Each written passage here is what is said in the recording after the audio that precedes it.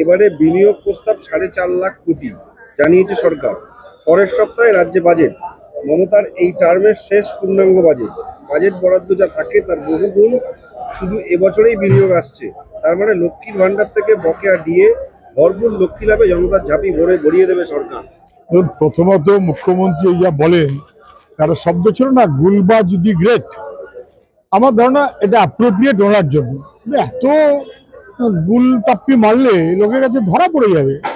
এবারে নাকি 4.5 লক্ষ কোটি টাকা, ক বছর ধরে 20 লক্ষ কোটি, এবারে 4.5 মানে 24-25 লক্ষ কোটি টাকা ইনভেস্টমেন্ট। তা তো দেখা যাবে, কোথাও কোথাও তো বোঝা যাবে কোথায় কোথায় হলো ম্যানুফ্যাকচারিং বা কি, কোন কোন জমিতে হলো, উনি লিস্ট দিতে পারবেন? গুলবাজ দি গ্রেট। পশ্চিমবাংলার মানুষকে বুঝি এরকম কিছু একটা ভেবেছেন, আর এখন এমন এমন বলছেন 20 লক্ষ কোটি টাকা যদি ইনভেস্টমেন্ট হয়, তার যে প্রোডাক্ট হবে, তার জন্য গভর্নমেন্ট যে ট্যাক্স পাবে, তাহলে গভর্নমেন্টের লোন এত বাড়ছে কেন? দরকার ছিল না। আমি জানি না উনি এখন প্রচুর টাকার গল্প শোনাচ্ছেন, আসলে কি লক্ষ্মীর ভান্ডার বা ইত্যাদি ইত্যাদিকে বাড়িয়ে দেবেন? 2,500 টাকা করে মাসে দেওয়া উচিত। এটা আমরা আগে চিঠি দিয়েছিলাম, আমি নিজেও। উনি পারলে সেসব করুন, পরিবারগুলোকে দেখুন, গরিব পরিবারগুলোকে। সেটা উনি দেখতে পারবেন না, উনি ভোটের জন্য করছেন। কর্মবিরতির সিদ্ধান্ত নিলেও সবাই যোগ দিচ্ছেন না এই কর্মবিরতিতে। অন্যদিকে নিজেদের অবস্থানে অনার ফেডারেশন। কেন এই অচলাবস্থা শেষ করা যাচ্ছে না কেন? পশ্চিমবাংলায় একের পর এক সব ধ্বংস হচ্ছে। টলিউড তাও ধ্বংস হচ্ছে। ফিল্মের যারা পরিচালক তারা ঠিক করতে পারবেন না তারা কি করবেন, কাকে নিয়ে করবেন, কিভাবে করবেন, কখন করবেন। ওটা একেবারে তৃণমূলের স্ট্যাম্প মারা। অরূপ স্বরূপ তারা মিলিয়ে যেমন ঠিক করবে তেমন পরিচালকদের চলতে হবে। এটা হলো শিল্প, সৃষ্টিটাও পরিচালকরা করতে পারবেন না। যা করতে হবে ফেডারেশনের কথায়, এর চাইতে বড় দাপট কখনো কোনোদিন বাংলার ফিল্ম ইন্ডাস্ট্রি সহ কেউ কোনোদিন দেখেনি। একটা কমপ্লিট দাপটগিরি চলছে। ওরা বলেছেন কর্মবিরতি, বিকজ এভাবে কাজ করা যায় না। আবার এটাও ঠিক যে বহু সাধারণ এমনকি ছোটখাটো অনেক পরিচালকও আছেন, তাদের আবার কাজ বন্ধ হয়ে গেলে তারাও অনেক রকম অসুবিধায় পড়েন। মানে কার্যত বাংলার শিল্প হিসেবে টলি ফিল্মকে ধ্বংস করা হচ্ছে। এমনিতেই হাল খারাপ, বাকিটা তৃণমূলের তোলাবাজি।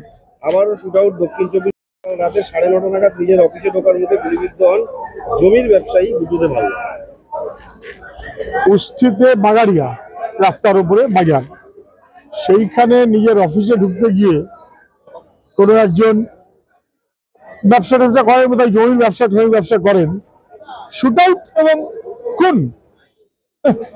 মানে ওটা তো গ্রাম, মানে কলকাতা কি হাওড়া কি ব্যারাকপুর কি খড়গপুর কি দুর্গাপুর, এখন গ্রাম উস্তি, সেখানেও কিন্তু শুট আউট চালু হয়ে গেল। অসক্রিয় থেকে সক্রিয় রাজনৈতিক প্রত্যাবর্তন জ্যোতিপ্রিয় মল্লিকের। উত্তর 24 পরগনা জেলায় যাবেন, বিভিন্ন পর্যায়ে দলীয় নেতাদের সঙ্গে বৈঠক করবেন। তাদের ওপরেই, দাগিদের ওপরেই কি ভরসা?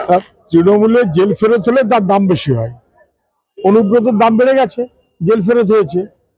জ্যোতিপ্রিয়র দাম বেড়ে যাবে, উনি আগে তো জেলা সভাপতি ছিলেন, নিশ্চয়ই রাজ্য সভাপতি করা উচিত। এবার পার্থ চ্যাটার্জি আসলে তাকে কি পোস্ট দেবে ঠিক করুক। জেল ফেরত, দাগি, দুষ্কৃতি, বেআইনি সম্পদ এবং বন্ধু বান্ধব যোগ, এইটা হলে তৃণমূলের দাম বাড়ে। জ্যোতিপ্রিয় মল্লিক এখন ফুল ফ্লেজেড সক্রিয় হয়ে যাবেন, জেলা সভাপতি ছিলেন, রাজ্য সভাপতি করে দিক। সুব্রত বক্সি ঠিক পাচ্ছে না বোধহয়, জ্যোতিপ্রিয়কে দায়িত্ব দিক। কল্যাণীতে নীলগঞ্জে কিছুদিন আগে হয়েছিল বাজি বিস্ফোরণ, বেআইনি কাজ, একের পর এক বাজি বিস্ফোরণ। আজকে কল্যাণীতে বাজি বিস্ফোরণে ইতিমধ্যে 3 জন মারা গেছে বলে খবর এসেছে।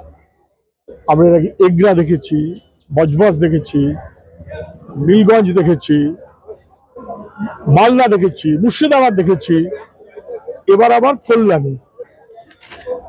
বাজির ব্যবসাটা বিজ্ঞানসম্মত এক্সপ্লোসিভ অ্যাক্ট মেনে করার ব্যবস্থা সরকার করতে চাইছে, আমি অনেকবার বলেছি। এমনকি তখন বামফ্রন্ট, আমরা ক্লাস্টার ইন্ডাস্ট্রির স্যাংশন পর্যন্ত করিয়ে ফেললাম। সরকার কিন্তু কিচ্ছু করলো না এই 14 বছরে, এখনো পর্যন্ত কিচ্ছু করলো না। ফলে আইনি ব্যবস্থা যদি না করা হয় তাহলে আস্তে আস্তে বেআইনি কাজটা বাড়তে থাকে, তাহলে লাভের চেয়ে ক্ষতি হয়। এটা কেউ কখনো করে নাকি?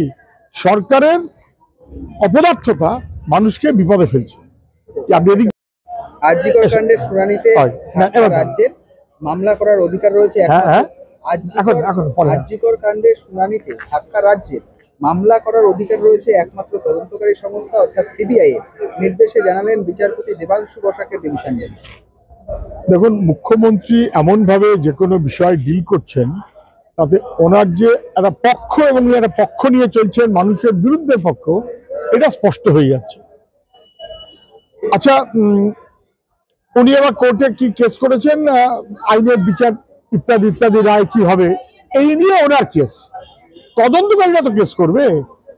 আজকে বিচারকরা বলেছেন যে সরকার কি করে এটা বলবে।